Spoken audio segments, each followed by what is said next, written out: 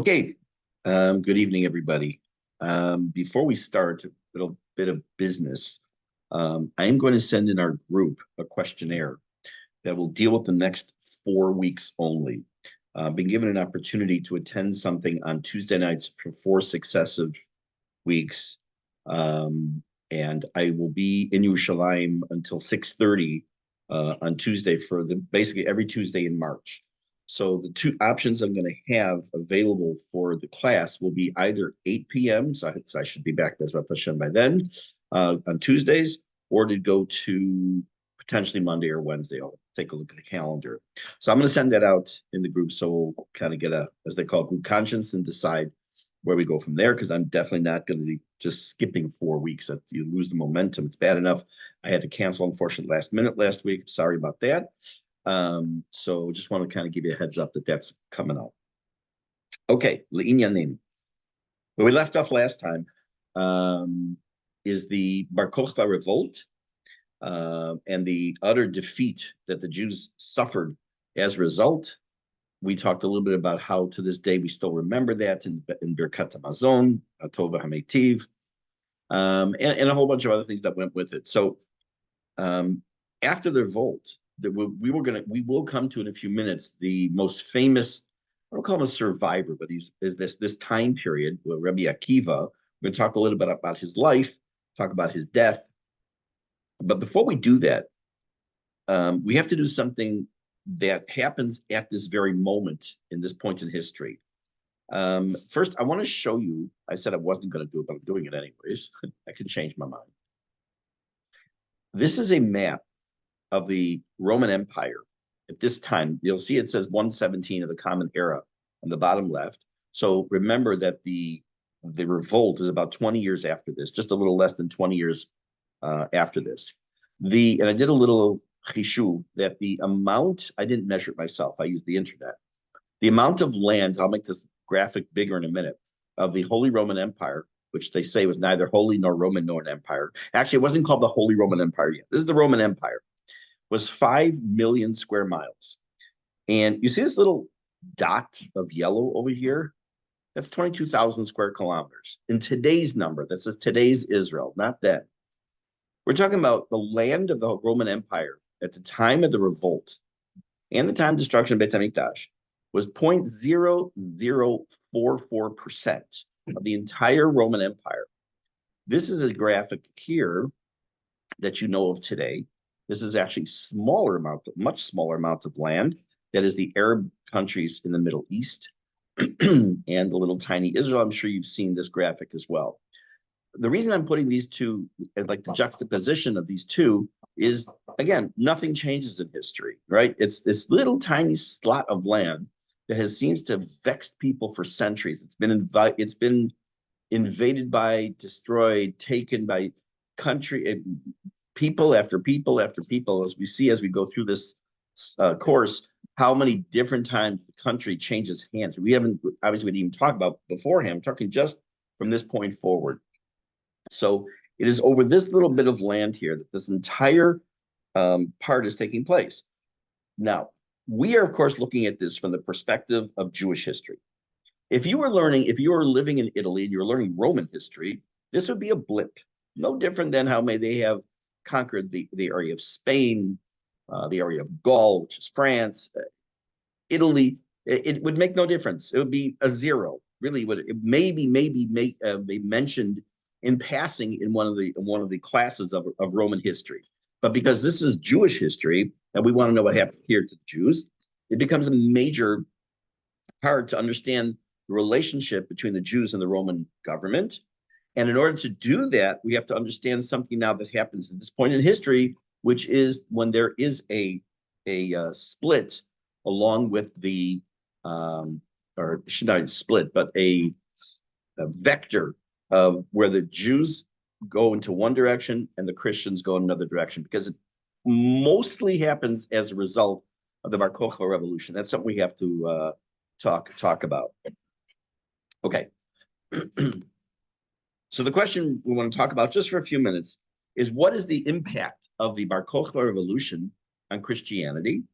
And we have to ask ourselves, like, why do I care? Why do I care about Christianity if we're talking about Jewish history? We'll talk about that in a couple of minutes. Let's just first talk about what this rebellion meant for Christians. If we go back about 100 years before this, and the birth of Christianity, I'm using that in quotes right now with Jesus, we don't have the apostles, we don't have the history, and now we're not going to do any of that. But one of their fundamental beliefs was the concept of Messiah. And we know that they believed that Jesus was after he was crucified, he came back to life, and there's the resurrection, and there's what they call the second coming. That's what Easter, the resurrection. So part of their belief, their theology, is a Messiah. That was already part of their theology. Now, we mentioned last week, or 2 weeks ago, that this man, Bar Kokhba, was looked at by Rabbi Akiva as being Mashiach. We say that he called him Bar Kokhba from the word Darach Kochav Miyakov, a reference in the Torah to the idea of Mashiach, that a star will emanate from Jacob, and therefore the idea of a Mashiach. Now, that presented a bit of a problem for the Christians. Now, at this point, still, the Christians are not 100% easily separated from the Jews. There's still Jews at this point that are Christians who are Jews. There's still a mix. It's not 100% clearly defined. And those who are leaning more towards Christianity and the belief in Jesus, the belief that he is Messiah, are faced with a problem when one of the great people of the Jewish people, i.e. Rabbi Akiva, says this guy's Messiah. He's the Mashiach.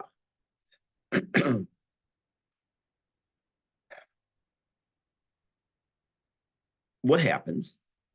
We know that the Romans put down the rebellion and they killed thousands and thousands of Jews. They also sent many into exile.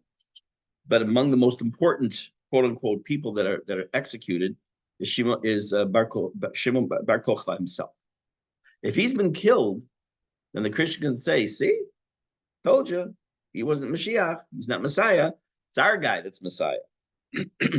So what happens as a result of this, if you do a little bit of reading about history in the early days of Christianity, you will find that this moment, this time period of the rebellion and the subsequent putting down of the rebellion by the Romans was the beginning of the real split where you could make a demarcation, not 100% yet, but mostly between those who decided we're going to remain Jewish and those who decided we're going to follow Christianity. It will not be for about another 200 years, and in the early 4th century, that Justinian, as the head of the Roman Empire, will accept Christianity as the official religion of the Roman Empire, and that's going to have an impact on the Jews. It's going to have an impact on the Jews almost immediately, and then over the centuries, when we get into the end of the 11th century, and we talk about the concept when we get to it of the Tzalbanim, or the Crusaders, you can trace back a lot of the bad things that happened in Jewish history after this point back to this moment in history. Where is this split? It also gives birth to the concept here and then later of something called replacement theology. And that's important to understand this. Even though you're going to say, well, wait a minute, I understand this is a Jewish history class. What do I need to know about Christianity? You need to know it, as you are going to need to know about Muslim history when we get to approximately the 700s, because it has such a strong impact on what happens to us. Without the Christians and without the Christian history, our history would have been very different. Alavai. So replacement theology says as follows, that the Christians believed the Jews were the chosen people. But because they messed up so badly, God destroyed their temple. God took away the person that they thought was their Messiah. And now God has chosen a new people, and those new people are the Christians. We have been replaced, or we have replaced the original chosen people, and now it's us. That's called replacement theology. The fact that the Romans put so many people to death and executed so many people at this point also, it caused a bit of tension between the Christians and the Romans, because the Christians said, "Oh no, it's the Jews. You go after the Jews, right? That's not us." But it also made them become stronger in their faith, because after all, like I said, if they were God's chosen people, God would have protected them. God would have protected them. They wouldn't have been executed, and they would have still had their Messiah. Maybe we were wrong. It also infused the Christian belief with the concept of martyrdom. Now, why did it do that? We know that there's the topic of what's called the Hasara Harugei Malchut, or the 10 martyrs, of whom Rabbi Akiva was one of them. We're going to talk about him in just a couple of minutes. But this idea of martyrdom, again, finds its birth at this point in Christianity, at this point in Jewish history as well. And probably the most significant aspect that comes out of, and now I'm not talking about how it affects and hurts the Jews, but what the general theology within the Christian world, again, is this messianic fervor. And it just increases their belief in Jesus being the Messiah, and that they're waiting for him to pop back into the world. The claim that the Jews had the Messiah was debunked, because the guy said he's Messiah. He's not. I'm going to read a sentence to you that'll kind of summarize some of this that I wrote down. As Jewish Christians found themselves caught between their loyalty to the Jewish community, notice they refer to as Jewish Christians, again, because there was still some cross-pollination at this point before and through the actual revolt of Bar Kokhba. They found themselves caught between their loyalty to the Jewish community and faith in Jesus as the Messiah, and tensions rose. This led to a gradual separation between the two religious groups, with Christianity evolving into a distinct entity separate from its Jewish roots. So again, when we learn something like, you learn about the destruction of Beit HaMikdash, which we didn't focus on really, but the destruction of Beit HaMikdash in the year 70 of the Common Era, you have approximately 60 years later, you have the third and final revolt of the Jews against the Romans, and that pretty much brings an end to that commonwealth, the Jewish commonwealth, which began at the beginning of the second Beit HaMikdash. Now it's completely come to an end. Okay, we can look at that in a vacuum, but we also have to understand how it really affected the Christians, who are there's more than 2 billion Christians in the world now. Obviously, they break down to different subcategories and faiths and beliefs, and they've had their own tumultuous history as far as their faith and splits and schisms, schism, within the Catholic Church. So, but let's go back now to just post where we are right now. Just post the revolt, and let's talk for a few minutes about Rabbi Akiva. You all know the story that Rabbi Akiva grew up until he was 40 years old, didn't know the Aleph Bet, and we know that he saw water dripping on a stone, and how it made an impression on the stone, and how he felt that even someone like him, who maybe he was just learning it at a later age, a little bit at a time, would make an impression. Okay, so he was 40 years old in Kita Aleph in first grade. Very nice. Very important to understand, but not for our story right now. Right now, we want to focus on what happens to him later in life, as he's the latter part of his life. When the Romans were looking to execute people, they also weren't stupid. They were politically savvy. And they understood that someone like Rabbi Akiva, who was known to be one of the Gedolei Israel, there were more than him, but he was considered not the Gadol, the biggest and most important one, in the top couple of the Gedolim. They understood that if they executed him without some kind of a approval politically from the Roman government, and somehow trying to make sure that there was a reason to have him executed, that it could come back to haunt them, and it could cause problems. Matter of fact, that there were actually wealthy Jews. It's hard to understand that there could still be so many Jews and still have less amount of Jews, and still yet there were still wealthy Jews who were able to pay off and to buy some time before the Romans actually decided they were going to execute Rabbi Akiva.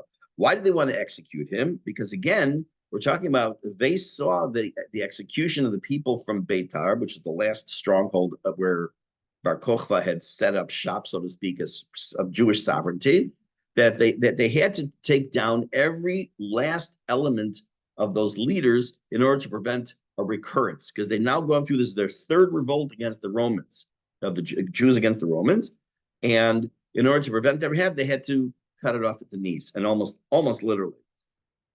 But because of these wealthy Jews and other influential people having some kind of influence with the Roman government, with the leadership, there were many edicts that were supposed to be sent against the Jews that were postponed, and among them was actually the execution of Rabbi Akiva that was put off.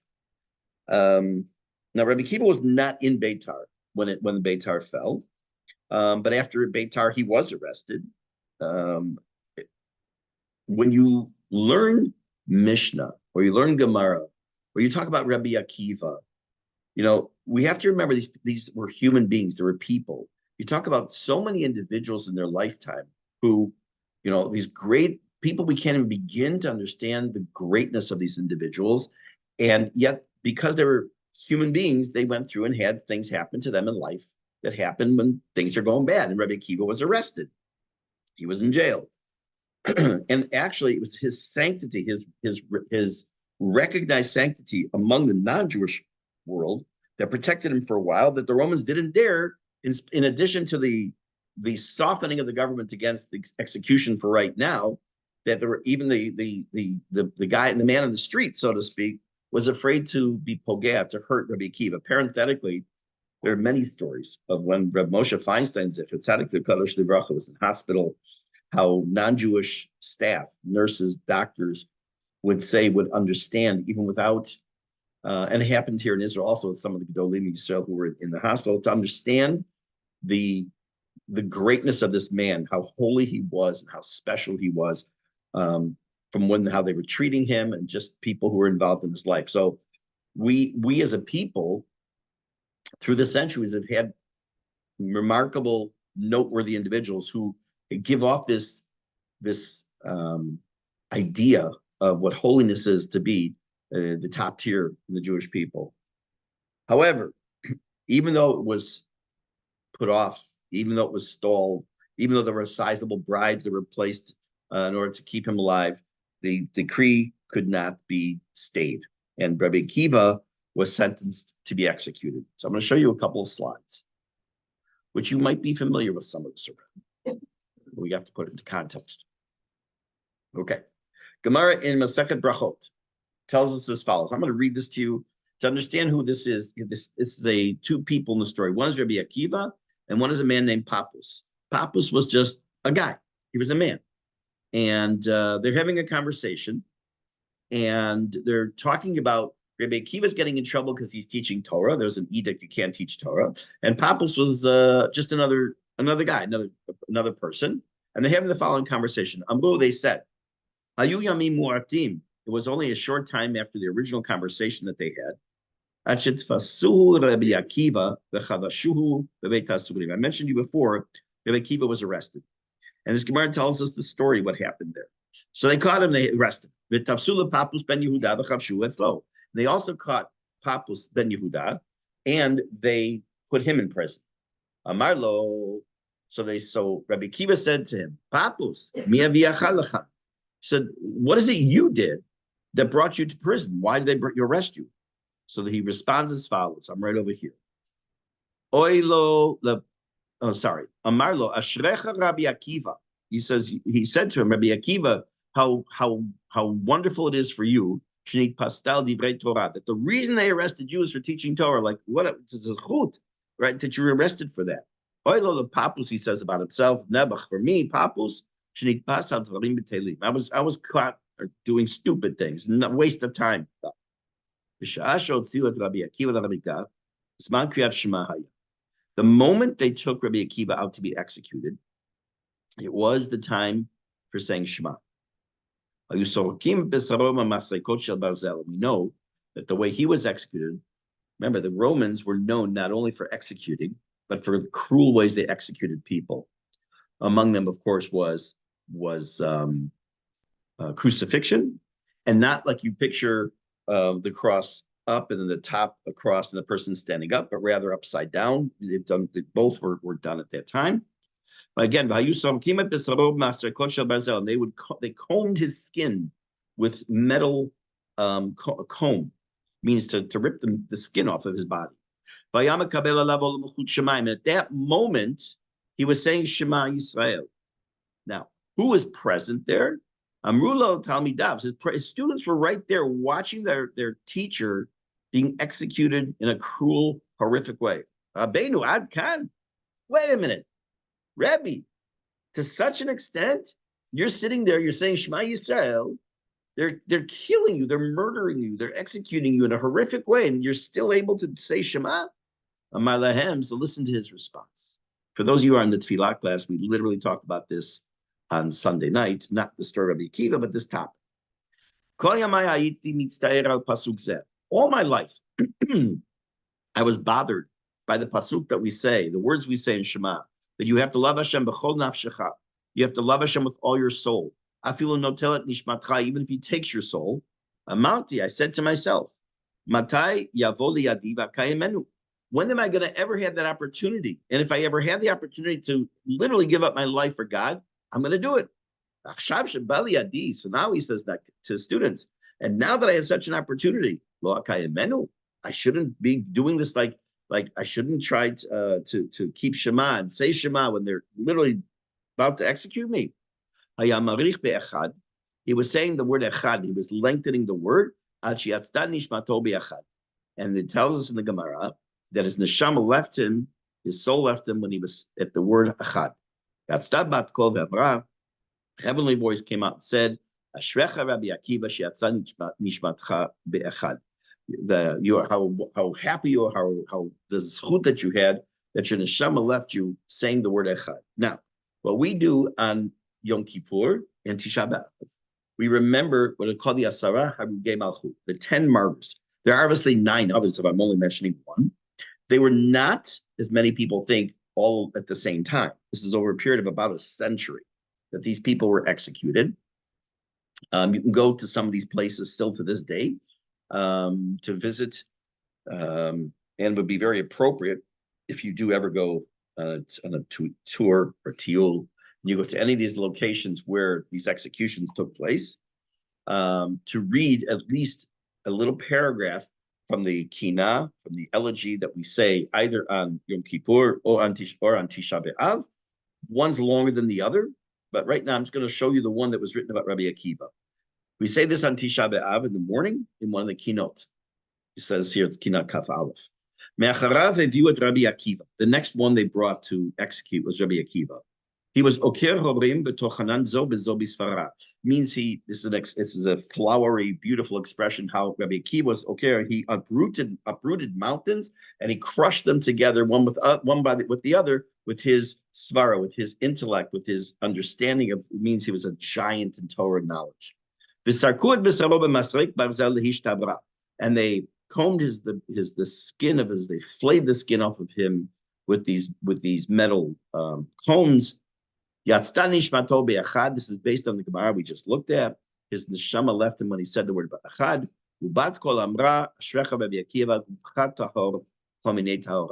I'm referring to the ritual purity or the purity of Rabbi Akiva when he passed away at that moment. At that point, we finished the Bar Kochba Revolt. We finished talking about the most famous of individuals that was in the time period, the end of the Bar Kochba Revolt, Rabbi Akiva himself, who played a part. Remember, he played a part in the sense of the split between Judaism and Christianity by recognizing Bar Kochba as being, you're saying he was the Messiah. And then we have a tectonic shift in Judaism that we're going to talk about tonight. Just a word of not caution, whatever the right word is. A number of months ago, when we began a class in Pirkei Avot Thursday mornings, before the class began, I gave a 4-week introduction that had to do with the traveling, so to speak, of the Torah from Har Sinai down till today. So some of what you're going to hear tonight and over the next few weeks, parts of them here and there will have been things you've learned already, but it's good for review anyways. Okay. So until we come to this point in history, meaning until the end of the time of the second Beit HaMikdash, there were a couple of things that guided the Jewish people when it came to Torah. And that had to do with the Nevi'im, and Nevi'im, still, Malachi was the last Navi. He was already into this time of the second Beit HaMikdash, and he was the last of the Nevi'im. And also, another significant figurehead until he became more of a political figurehead was the Kohen Gadol, was responsible for seeing to it that he and the Kohanim would spread the word of Torah. The job of the Kohanim, we sometimes picture how the Kohanim would just all be busy in the Beit HaMikdash. It wasn't like that at all. They had lotteries, which we referred to on Yom Kippur, of course, in the afternoon in the Avodah, the service of the Kohen Gadol. There were lotteries, and there was a certain amount of Kohanim that worked in the Beit HaMikdash every day. There were different shifts. And the vast majority of Kohanim were not in the Beit HaMikdash every day, and they served as the teachers of Bnei Israel. So the way that we were getting Torah passed down from generation to generation, we know was verbal. We know was promulgated by the Nevi'im. We got the word from the Nevi'im. We got the word from the Kohen Gadol, who had the various ways to pass along the Torah. But that stopped. It stopped at the time of the destruction of Beit HaMikdash. There was still a vestige of passing along Torah from father to son, so to speak. It wasn't just fathers, father to son, then son to the next son, for about another, not even 100 years, 60 years, 70 years, let's say, until we come to the next major time slot in history, and that we'll call Rabbinic Judaism.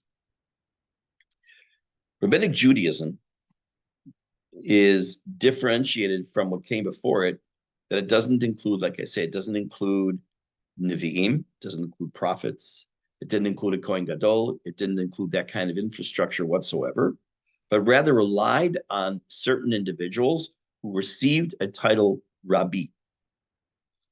The most significant of all, the first one, was Rabbi Yehuda HaNassi. Rabbi Yehuda HaNassi is known in English as Judah the Prince. Again, just for reference, 135 to 219. The Midrash says that Rabbi Yehuda HaNassi was born on the same day that Bar Kokhba died, which, again, some places say it's 135, one say it's 136. Immaterial. That doesn't make a difference to us right now. But we see that he lives in the early part of the 2nd century and into the early part of the 3rd century. Now, in order for us to understand the massive, massive impact he has on us, literally to this very day, and will continue to have an impact on us forever. Remember, I told you that one of my heroes of Jewish history was Rabbi Yochanan ben Zakkai, for he's the one who really enabled Judaism to not fall apart after the destruction of Beit HaMikdash. This is the next hero along that path, and that's Rabbi Yehuda HaNassi, for what we will talk about in a few minutes. Let's first understand, just for a minute or two, about who he was. So, like I said, they say that he was born on the same day that Rabbi Yochanan ben Zakkai was killed, was executed, was martyred. He was put in charge of the Sanhedrin, which there still was a vestige of Sanhedrin. The Sanhedrin was the high court, which had 120 members. Dependent on history. Let's just leave out the number right now. It was the high court with many, many individuals. At some point it was 70, 120. Was 120 was really what was called the Anshe Knesset Agdola. He was called the Nassi. We've talked about that title before, but he had a title added to his name. His name was Yehuda HaNassi, because he was the Nassi. But he had the title added to his name, Rabbi. In English, we say rabbi. Until this time of history, and we talked about this already 2 weeks ago, there was a concept of what was called smichat chachamim, or smicha. Smicha literally meant that the teacher, when he felt that his student was ready to teach Torah and pass it along to the next generation, would put his hands on his head, give him his permission to teach. So that's where the word smicha comes from. He takes on the title Rabbi Yehuda HaNassi, in English, Rabbi Yehuda the Prince, or Judah the Prince. But he also is known as Rabbeinu HaKadosh. Rabbeinu HaKadosh, our rabbi, our holy teacher. The word Rabbi, Rabbeinu, just means teacher. That's all it means. But he's called our holy teacher. And we'll see in a minute, we'll understand why. Just you have a couple minutes of understanding who he was and what he stood for in life. But let's kind of go back just a drop first. He was extremely wealthy. Most other rabbis at that time, and even to today, are not extremely wealthy, unless they happen to be the rabbi of some really nice, fancy, big shul that's paying him a gigantic salary. That's fine. I'll just tell you a parenthetical story. After we made Aliyah, almost 15 years ago, Baruch Hashem. So there was someone who would come for a visit. I don't even think we had been here a year. And someone asked me a theoretical question. What would you do if someone offered you a position in the United States now? It would be a phenomenally paying job. It would include a house. All this is called parsonage. A house. It would include a car. It would include a personal chef. What would you do? So I said, let me ask you a question. And the reason I mention is because you can make in some countries, not just the United States, you can make an excellent salary with being a rabbi of a huge shul. Let me ask you a question. Your daughter so-and-so, would you be willing to sell her for $5 million? He said, what are you, out of your mind? I said, right. Why would I want to sell my neshama? Now, you can do a lot of things in life. You can make a lot of money in almost every profession, even in education, unless you're but not as a teacher. You not make a lot of money as a teacher, but as you move up the ladder, you become a professor, teacher, and teach teachers and write curricula and stuff. And true in the rabbinic world as well. But in some cases, unfortunate, as is with many other situations, whether it's politics or others, you have to sell a part of yourself too. It's not always the best course. So you don't find the most wealthy echelons of the Jewish people being the rabbis. But at that time, Rabbi Yehuda HaNassi was extremely, extremely wealthy. The source for his wealth and all, we're going to leave out right now. It said, now probably a guzma, which means an exaggeration, but it says in the Gemara that he had more wealth than in the treasury of the king of Persia. How they know that, I don't know. But in spite of all this great wealth, he was held in exceedingly high esteem because he was a very modest person. He put on no airs, and he was very, very, very helpful to those in need without any hesitation whatsoever. And when he died, we're going to talk about that in a minute. When he died, he said that he thanked Hashem. He held up his pinky. He said, it never had any direct benefit in this world, not even for my pinky in this world. Something to that effect, meaning he did not make use of his wealth for himself whatsoever. He also, how he carried himself as far as tzniut and everything else, they refer to him as the holy rabbi or the Rabbeinu HaKadosh. He's one of his famous statements. It's not original because it's in Tanakh, in Ketuvim. It says, Mikom elamdai hiskalti. It's in Tehillim. Mikom elamdai hiskalti.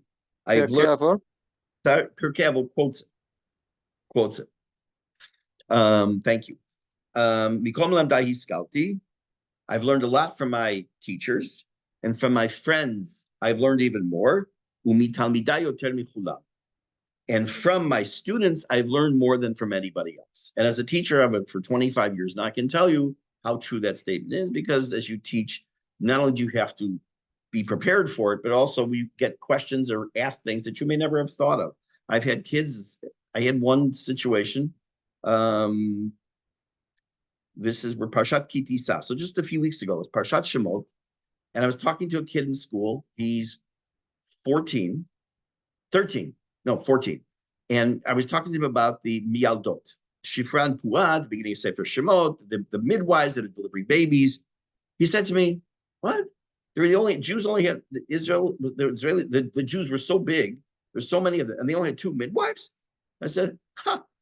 I never thought about that. Good point. It only mentions Shifram Puah. What were they like, super women, which they were, or were there other ones?" So I said, "It's a fantastic question. I have no idea." He was very proud that he asked the question. He stumped the teacher, which is great. I love it.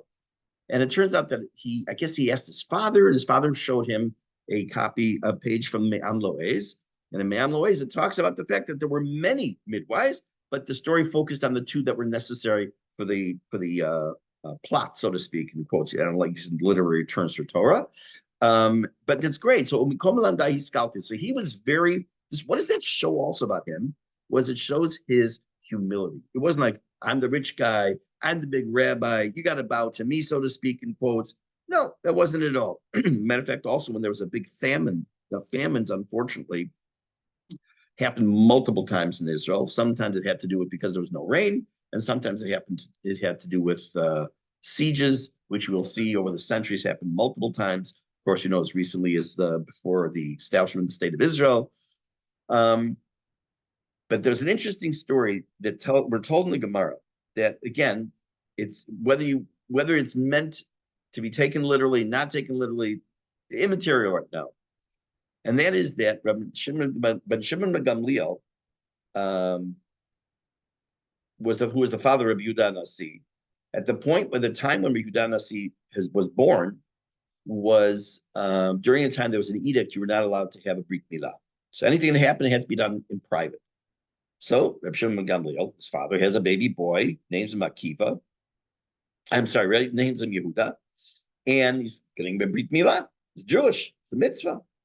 So someone tipped off the Roman authorities, and the Roman authorities summoned Rabbi Shimon ben Gamliel along with the baby and the mother to the Roman court, because if he did do it, subject to the death penalty. So what happens? There was some Roman woman, non-Jewish woman, who heard this and held Rabbi Yehuda HaNassi in great esteem and said, Rabbi Shimon Gamliel, her father, in great esteem, and said she decided she took pity on him. So before Rabbi Shimon Gamliel took his little baby, Rabbi Yehuda HaNassi, and the mother to the Roman court or whatever it was, she switched the babies. She took Rabbi Yehuda HaNassi, she gave Rabbi Shimon Gamliel this other baby, and he went and said, look, he doesn't have a Brit Milah. And they went back home, and Shalom Yisrael, nothing happened to him. Supposedly, according to the Gemara, I say supposedly because I can't prove it one or the other, but the Gemara tells us that this baby boy grew up, this other one, the one for the Roman woman, grew up to be Antoninus, the emperor of Rome.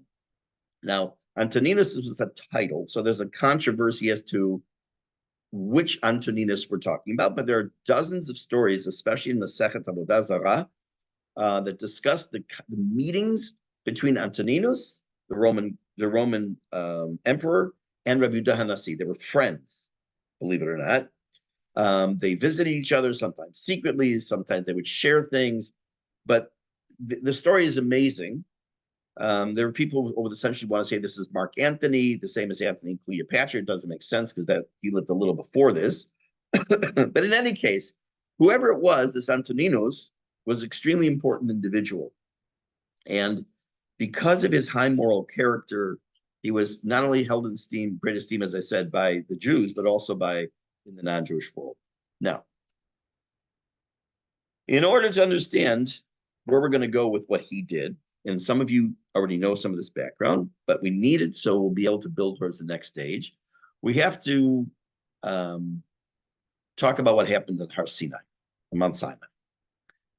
This is a drawing, painting, supposed to be Moses, supposed to be the key. This is this week's parasha, which I didn't even realize when I put this together. Remember, this was supposed to have been last week, so it's kind of cool. It says that Moshe came down from Har Sinai, and he didn't know ki karan or panav, that his face was shining. And the word Karen also means horns, so you'll see that's why the statue that Michelangelo makes has horns. That's where the myth comes about the Jews have horns. In any case, when Moshe Rabbeinu goes on Har Sinai to get the Torah, what does he get? There's multiple, remember, we're Jews. So there's multiple opinions as to what he got. The most extreme opinion is that he got absolutely positively every single thing that ever would be taught, even everything that was going to be in the Gemara and all the commentaries, the Rambam and the Ramban and the Ezra, everything was given to Moshe Rabbeinu. Others a much more minimalistic approach, but what everyone agrees on, at least, are these two things. On the right-hand side, he was given, you'll see the words Torah shebe'al peh, the oral law. On the left-hand side, the Torah shebichtav, the written law. What is the difference? So when he stands on Har Sinai to get the Torah, the Jews have yet to send the spies into the land of Israel. When he stands on Har Sinai, the Jews have not yet met someone named Bilam and Korach, at least not for what he did in Parshat Korach. All these things have yet to happen. So what exactly was written down that he was given on the left-hand side of the Torah Shebichtav? I'm going to leave for a different discussion because that's its own lecture, which is no place for tonight. But the problem, in quotes, with Torah Shebichtav is it's extremely and purposefully ambiguous. Examples are rampant. There's nowhere in the Torah that tells you how to make a sukkah, what a shofar is, doesn't even tell you what it is. It doesn't tell you how to make tefillin, doesn't tell you how to make a talit, doesn't tell you how to keep Shabbat. There's so much that's not there. It's left to what's called the Torah shebe'al peh, or the oral law. And from the time of Har Sinai, which is approximately 3,300 and maybe 38 years ago, till this time period in history, I'm just going to round it off to the year 200, everything was passed down verbally. There were notes and things like this that were passed down, but as far as like any kind of a book per se, any kind of wouldn't have been a paper, it wouldn't have been a book, like more of a scroll. Any scrolls were only Torah scrolls. There would not have been a library with thousands of books. Your library, your Jewish library, would have been scrolls of the Torah, and that would have been it. Maybe some handwritten notes from your father, your great-grandfather, your grandfather, explaining certain things. How do we know what tefillin are? How do we know what color they are? How do we know we're supposed to make them? How do we know if they're made out of leather? How do we know that there are 4 parshiot? There are 4 slots in the Shel Rosh, and there's only 1 slot in the Shel Yah. How do we know all that? It was all communicated verbally for generation and generation and generations. So approximately for about 1,000 years, it's all done verbally. After destruction of Beit HaMikdash, after the Bar Kokhba revolt, and then for the next few years, there's a tremendous hitdardut, or a diminution in the knowledge base of the Jewish people and their ability to pass that along. And what Rabbi Yehuda HaNassi says, he quotes the Pasuk in Tehillim and says the following: "Et la'asot la'Hashem efelu toratecha." He says this is an emergency situation. Torah is being forgotten. Torah is not being kept the right way. And you'll sometimes hear persons say in an emergency situation, in the vernacular, say it's es lasos, which literally means it's a time to do. But it means it's time to step up. Something has to happen. What is that something has to happen if it's not obvious yet? And that is that the Torah shebe'al peh, the oral law, has to become part of Torah. It has to be written down. Doesn't mean it is Torah shebichtav, because Torah shebichtav is Tanakh. That's it. Everything else is Torah shebe'al peh. So it's at this point, and that's what we'll pick up with next week, B'ezras Hashem. It will be a sea change in Jewish life, a sea change in Jewish literature, and will give birth to tens of thousands of babies, so to speak, when it comes to the written word.